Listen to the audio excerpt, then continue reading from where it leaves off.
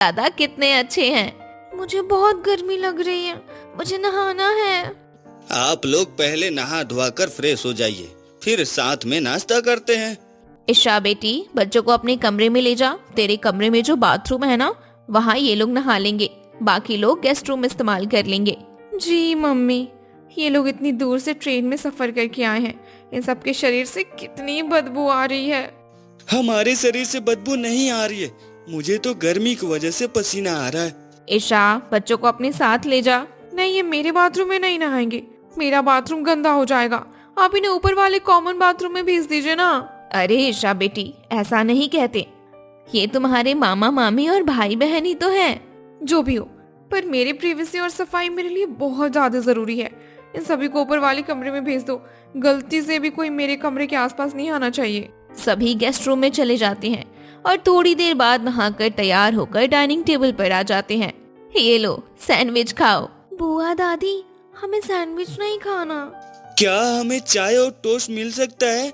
हम घर पर वही खाते हैं। बड़े शहर में यही नाश्ता बनता है, जो मिला है चुपचाप खा लो, वरना भूखे रहना पड़ेगा।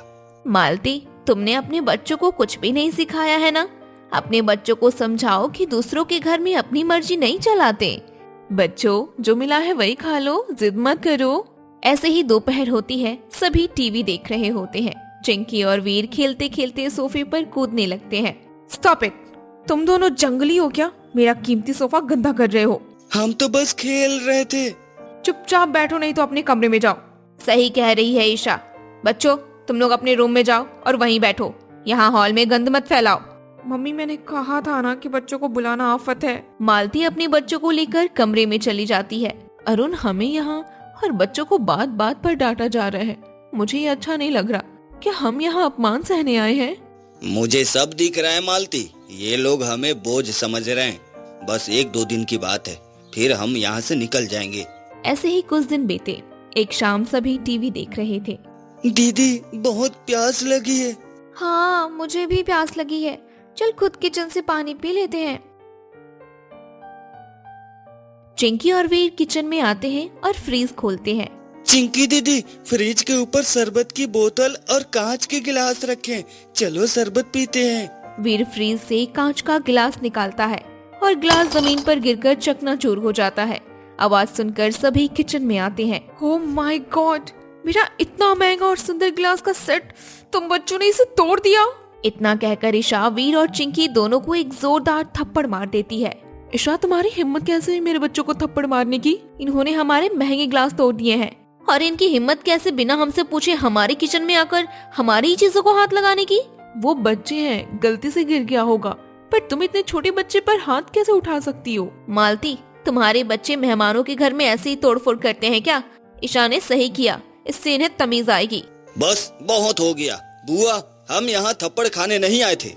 मालती, पैकिंग करो, हम इसी वक्त यहाँ से जा रहे हैं। अरुण और पूरा परिवार टैक्सी में बैठकर रेलवे स्टेशन पहुंचते हैं। अब हम सीधे मालती के गांव जा रहे हैं पिताजी। आपको अब कोई ऐतराज तो नहीं है ना? देख लिया ना आपकी बहन के घर, हमारी क्या इज्जत है। अरे नहीं बेटा, अब मैं कुछ नहीं कहूँगा। जो हुआ वो बहुत बुरा हुआ। मुझे अंदाजा नहीं था कि माधुरी इतनी बदल गई है। मुझे भी बहुत बुरा लग रहा है। ईशा ने वीर पर हाथ उठाकर बहुत गलत किया। मालती बहू, हमें माफ कर दो बेटा। माँ जी, आप माफी क्यों मांग रही हैं? बहू, हमने तुम्हारे मायके को हमेशा गरीब समझा, पर आज हमें समझ आ गया कि अमीर रिश्तेदारों का कोई फायदा नहीं है। अरुण मालती के गांव की टिकट लेकर अपने परिवार के साथ ट्रेन में बैठ जाता है। एक दिन के सफर के बाद सभी मालती के मायके पहुंचते हैं। अरे मेरी बिटिया आ गई। ममता, ओ ममता, अरे जल्दी बाहर आ। अरे देख तो कौन आया है। ममता आरती की थाली लेकर दौड़ती हुई आती है। मेरी आंखें तरस गई थी तुम सबको देखने के लिए। दामाद जी, समधी जी, समधन जी, आप सबका हमारे इस गरीब खाने में स्वागत है। ममता सबकी आरती उतारती है। पूरा परिवार घर के अंदर आता है। तभी अचानक बिजली चली जाती है। अरे रे रे रे, ये गांव की बिजली भी ना अभी जानी थी। ए जी, हाथ पंखा से हवा कीजिए ना, वरना सबको गर्मी लगने लगेगी। हाँ, आप लोग बैठिए, मैं हाथ वाले पंखे से आपको हवा करता हूँ। ममता, तू जल्दी से इनके लिए ठंडा पानी और नाश्ता लेकर आ। पिताजी रहने दीजिए ना, आप क्यों पंखा कर रहे हैं, हम सब ठीक हैं। हाँ ससुर जी, आप बैठिए, आप थक जाएंगे। दामाद जी, आप सालों बाद हमारे घर आए, आपको हम लोग कैसे कोई तकलीफ दे सकते हैं। आप बैठिए, मुझे सेवा करने दीजिए। हरीलाल हाथ पंखे से हवा करने लगता है। थोड़ी देर में बिजली वापस आ जाती है। तभी ममता रसोई से ताजे कटे हुए तरबूज, आम का शरबत और नाश्ता लेकर आती है। ये ताजा फल हमारे गांव के बगीचे के हैं और ये पकौड़े खाइए, शुद्ध सरसों के तेल में बने हैं। बच्चों, तुम लोग भी खाओ पियो आराम से। वाह नानी, ये शरबत तो बहुत टेस्टी है। मुंबई में तो हमें सिर्फ कड़वा जूस मिलता था। और ये पकोड़े, ये तो मम्मी के हाथ जैसे यम्मी हैं। सभी नाश्ता करते हैं। नाश्ते के बाद ममता सबको एक कमरे में ले जाती है। देखिए, हमारे पास तो एक ही बड़ा कमरा है। हमने इसमें साफ गद्दे और चादरें बिछा दी हैं। आप सब यहाँ आराम कर लीजिए। मालती, तू भी आराम कर ले, तब तक रात के खाने की तैयारी करती हूँ मैं। चिंकी और वीर तुरंत बिस्तर पर लेट जाते हैं। सकती थी, शादी को अभी कुछ ही दिन हुए हैं, इतनी जल्दी खुद को थकाने की क्या जरूरत है। देखो, मैं चाहता हूँ कि तुम अभी इन सब कामों से थोड़ा अलग ही रहो। आरव, अगर मैं अभी से अलग रहूंगी तो घर का हिस्सा कैसे बनूंगी? मुझे काम से परेशानी नहीं है, मुझे बस अपनापन चाहिए। आरव कुछ पल के लिए चुप हो जाता है और उसकी आंखों में सम्मान दिखता है। सुशीला बेलन रोककर मीरा को ध्यान से देखती है। महेंद्र अखबार मोड़कर टेबल पर रख देते हैं। नेहा अपना टिफिन उठाकर दरवाजे की तरफ बढ़ती है। घर का माहौल सुबह की जल्दी के बीच थोड़ा नरम पड़ने लगता है। ठीक है मीरा, आज से तुम मेरे साथ रसोई संभालो, लेकिन एक बात याद रखना बेटा, घर में फिजूल खर्ची नहीं चलेगी। मम्मी जी, मैं खर्च कम करने में आपकी मदद करूंगी। शायद कुछ तरीके बदल सकते हैं। अगर आप इजाजत दे तो मैं महीने का हिसाब देखना चाहूंगी। सुशीला एक पल के लिए चौंकती है और हाथ में पकड़ी रोटी तवे पर डालती है। महेंद्र तुरंत मीरा की तरफ देखते हैं, जैसे कोई नई बात सुन ली हो। आरव दरवाजे पर खड़ा मुस्कुराता है। नेहा बाहर निकलते निकलते रुक जाती है और पीछे मुड़कर देखती है। मीरा शांत खड़ी है, लेकिन उसकी आंखों में आत्मविश्वास साफ दिख रहा है। घर के इस छोटे से किचन में पहली बार ऐसा लग रहा है कि कोई बदलाव शुरू होने वाला है। अब बात सिर्फ एडजस्टमेंट की नहीं है, बल्कि सोच बदलने की भी है। सुशीला मन ही मन सोच रही है कि क्या सच में ये लड़की घर के हालात समझ पाएगी। मीरा चुपचाप प्लेट सजाने लगती है। शाम के करीब 7 बज रहे हैं। बाहर सड़क पर ट्रैफिक की आवाज लगातार आ रही है। हॉल में ट्यूबलाइट जल रही है और डाइनिंग टेबल पर कुछ कागज फैले हुए हैं। महेंद्र कैलकुलेटर हाथ में लिए बैठे हैं और उंगलियों से बटन दबा रहे हैं। सुशीला पास में कुर्सी पर बैठी है और किराने की लिस्ट देख रही है। नेहा ऑफिस से लौटकर बैग सोफे पर रखती है और थकी हुई सी बैठ जाती है। मीरा पानी के गिलास ट्रे में लेकर आती है और टेबल पर रखती है और धीरे से कुर्सी पर बैठ जाती है। फिर महेंद्र सुशीला को लिस्ट दिखाते हुए कहते हैं, अरे सुशीला, इस महीने फिर से 5,000 की कमी रह गई। बिजली का बिल बढ़ गया है और दवा का खर्चा भी। पेंशन से अब घर संभालना मुश्किल हो रहा है। हर महीने यही हिसाब दोहराना पड़ता है। मैं तो पहले ही कहती थी, थोड़ा हाथ खींच कर चलो। छोटी छोटी बचत ही बड़ा सहारा बनती है, लेकिन खर्च रुकता ही नहीं। मीरा चुपचाप कागजों की तरफ देखती है और उंगलियों से लिस्ट सीधी करती है। वो कैलकुलेटर की तरफ झुककर नंबर देखती है। महेंद्र हल्की सांस छोड़ते हुए कुर्सी पर पीछे टिक जाते हैं। नेहा पानी का गिलास उठाकर एक घूंट लेती है और मोबाइल साइड में रख देती है। घर का माहौल तनाव भरा है, लेकिन मीरा के चेहरे पर घबराहट नहीं है। कुछ देर सोच विचार करने के बाद मीरा कहती है, पापा जी, अगर आप बुरा ना माने तो मैं ये पूरा हिसाब एक बार देख लूं। शायद कुछ खर्च ऐसे हों जिन्हें थोड़ा कम किया जा सके। भाभी, ये एक्सेल शीट का मामला नहीं है, ये असली जिंदगी का खर्च है। हर चीज जरूरी है यहाँ, कोई फालतू खर्च नहीं होता। नेहा हल्का सा मुस्कुराती है, जैसे उसे भरोसा नहीं है कि कुछ बदल सकता है। मीरा उसकी तरफ देखती है, लेकिन जवाब देने से पहले कागज उठाती है। वो एक एक लाइन ध्यान से पढ़ती है। आरव ऑफिस से आता है और जूते उतारते हुए टेबल की तरफ देखता है। उसे समझ में आ जाता है कि फिर से वही महीने का हिसाब चल रहा है और वो कहता है, क्या हुआ, फिर से बजट की मीटिंग चल रही है? लगता है इस महीने भी जोड़ घटाव ही रहेगा। इसका कोई हल निकलता क्यों नहीं? हल है, लेकिन थोड़ा तरीका बदलना पड़ेगा। अगर हम ऑनलाइन ग्रोसरी लें और बिजली के प्लान को बदल दें तो हर महीने 2 से 3 हजार बच सकते हैं। आरव रुककर मीरा की तरफ देखता है, जैसे उसे उम्मीद की किरण दिखी हो। महेश चश्मा ठीक करते हैं और ध्यान से सुनते हैं। सुशीला कुर्सी पर बैठी थोड़ा आगे झुक जाती है। नेहा हाथ बांधकर खड़ी हो जाती है, जैसे परख रही हो। मीरा मोबाइल निकालती है और कुछ प्लान दिखाने लगती है। फिर महेंद्र कहते हैं, तुम्हें इन सब का अनुभव है? ये सब इतना आसान नहीं होता। कई बार सस्ता दिखता है लेकिन बाद में महंगा पड़ता है। मैं पहले एक कंपनी में अकाउंट संभालती थी। खर्च कम करना ही मेरा काम था। घर छोटा हो या बड़ा, हिसाब का तरीका एक ही होता है। मीरा की बातों में दम था। मीरा की बातें सुनकर सुशीला पहली बार थोड़ा गर्व से मीरा को देखती है। महेंद्र कैलकुलेटर नीचे रख देते हैं और कुर्सी सीधी कर लेते हैं।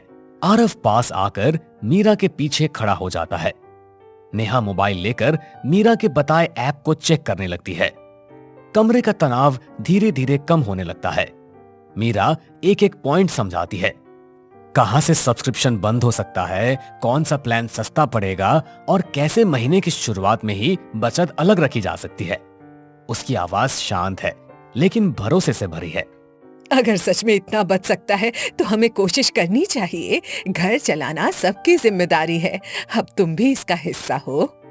ठीक है, इस महीने से तुम्हारे तरीके से ही चलते हैं। अगर फर्क पड़ा तो समझूंगा कि घर में नई सोच आई है, वरना फिर पुराना तरीका ही अपनाएंगे। मीरा हल्की मुस्कान के साथ सिर हिलाती है। आरव उसकी तरफ देखता है और आंखों से धन्यवाद कहता है। नेहा भी चुपचाप मान जाती है और कुर्सी पर बैठ जाती है। महेंद्र पहली बार राहत की सांस लेते हैं। सुशीला रसोई की तरफ जाते हुए कहती है, आज चाय मीरा बनाएगी। इस छोटे से फ्लैट में आज सिर्फ हिसाब नहीं बदला है, बल्कि भरोसे की शुरुआत हुई है। मीरा अब सिर्फ नई बहू नहीं है, वो घर की जिम्मेदारी संभालने वाली सदस्य भी है।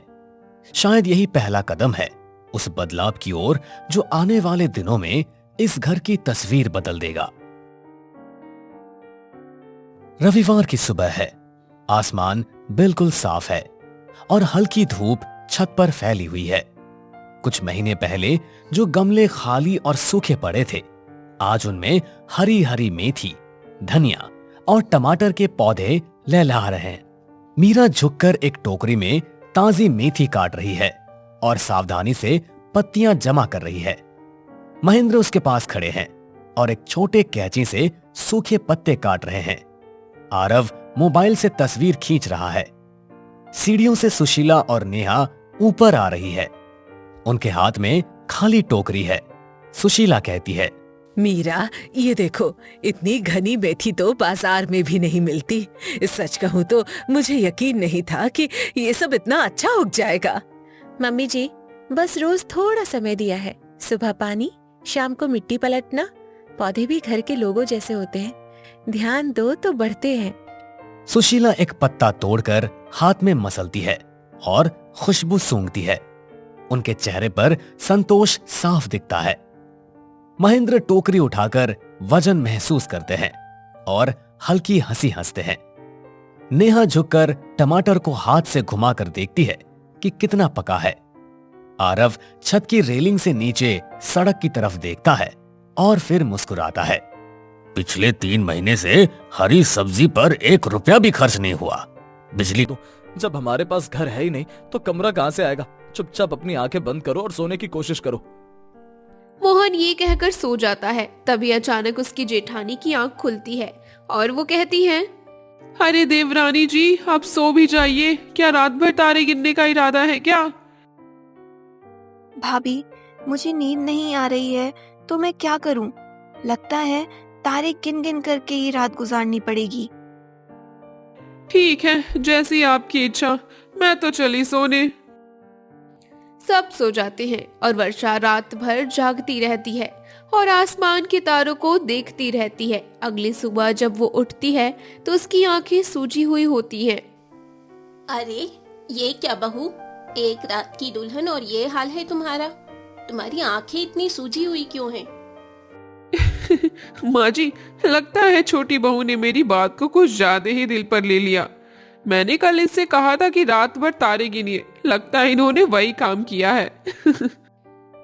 दीपाली हंसने लगती है, जबकि वर्षा बेबसी और परेशानी से उसे देखती रह जाती है। मैं और क्या करती, जब चारपाई पर नींद ही नहीं आएगी तो तारे ही गिनूंगी ना। मुझे सच में यहाँ बिल्कुल नींद नहीं आ रही थी। अरे बेटी, 1-2 दिन में आदत हो जाएगी। शुरू में थोड़ी दिक्कत होती है, पर फिर सब ठीक हो जाएगा।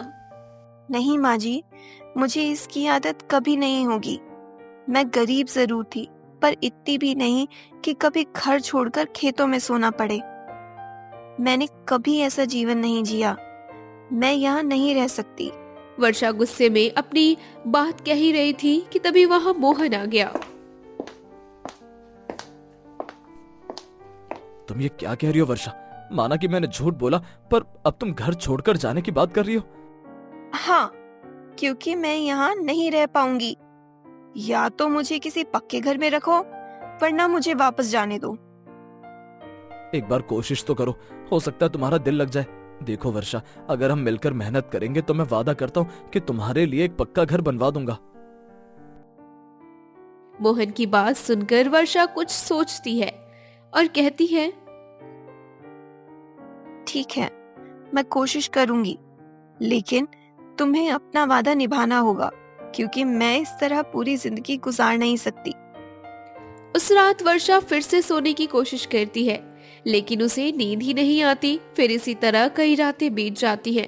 लगातार नींद पूरी ना होने के कारण एक दिन वर्षा की तबीयत बहुत खराब हो जाती है और वो अचानक बेहोश हो जाती है।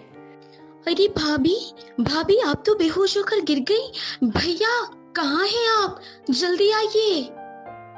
मोहन उसे डॉक्टर वैद्य जी के पास लेकर जाते हैं।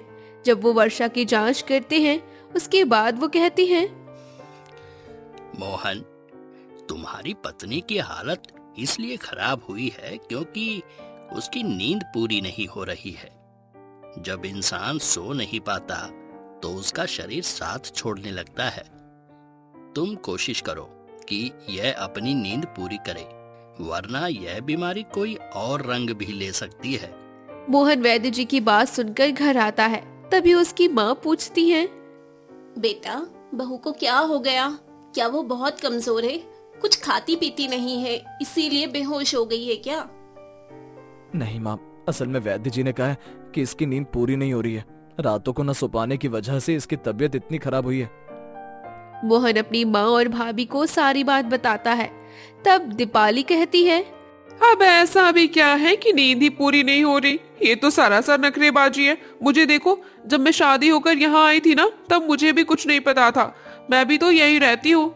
मैंने भी तो सब कहा, फिर भी मैं बीमार क्यों नहीं पड़ी? मैं तो कहती हूँ ये सब नई दुल्हन के नाटक और ड्रामे हैं।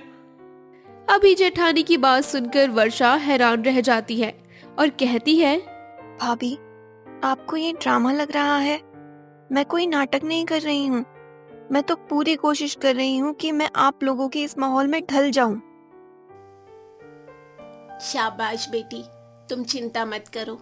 1-2 दिन की बात है, फिर तुम्हें नींद आ जाएगी। तुम कोशिश करोगी तो तुम्हें यहाँ सब अच्छा लगने लगेगा।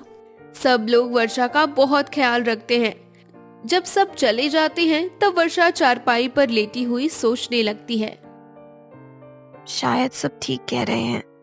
ये लोग मेरा कितना ख्याल रख रहे हैं। भले ही ये गरीब हैं, पर दिल के बुरे नहीं हैं। हाँ, मुझे एक कोशिश और करनी होगी। वो सोने की कोशिश करती है और कई रातों की थकान उस पर हावी हो जाती है और आखिरकार उसे गहरी नींद आ जाती है और सुबह उसकी आंख खुलती है। और जब सुबह उसकी आंख खुलती है तो वो खुद से कहती है, मैं कई दिनों से सोई नहीं थी, इसीलिए आज नींद आ गई है। वैसे वह कहावत सच ही है कि अगर नींद गहरी हो तो सूली पर भी आ जाती है। पर मैं भी सबके साथ खेतों पर काम करूंगी। यही सोचकर वो खेत के बीचों बीच पहुंच जाती है जहां उसके परिवार के सभी सदस्य खेती बाड़ी कर रहे थे। अरे बहू, तुम यहाँ क्यों आ गई? जाओ जाकर आराम करो, तुम्हारी तबीयत अभी ठीक नहीं है। माँ जी, असल में मैं अब ठीक हूँ। अब तो मेरे विवाह को भी कई दिन बीत चुके हैं, इसलिए मैं सोच रही हूँ कि अब से मैं भी खेतों पर आप लोगों का हाथ बटाऊं। क्या सच में तुम वाकई हमारे खेत में काम करोगी? माँ जी, क्या आप मुझे इस घर का सदस्य नहीं समझती? अरे नहीं नहीं, ऐसी बात नहीं है। मुझे तो बहुत खुशी होगी। चलो आओ, मैं तुम्हें सिखाती हूँ कि सब्जियाँ कैसे बोई जाती है और उन्हें कैसे तोड़ना है। परिवार के सभी लोग बड़े प्रेम से उसे काम सिखाने लगते हैं। तभी वहाँ गांव की दो औरतें आती हैं, जिन्हें देखकर वो बातें करने लगती हैं। अरे देखो, इसे देखकर लग ही नहीं रहा कि ये अभी 4 दिन की दुल्हन है। कैसे लोग हैं ये? एक तो नई दुल्हन को घर के बजाय खेत में ले आए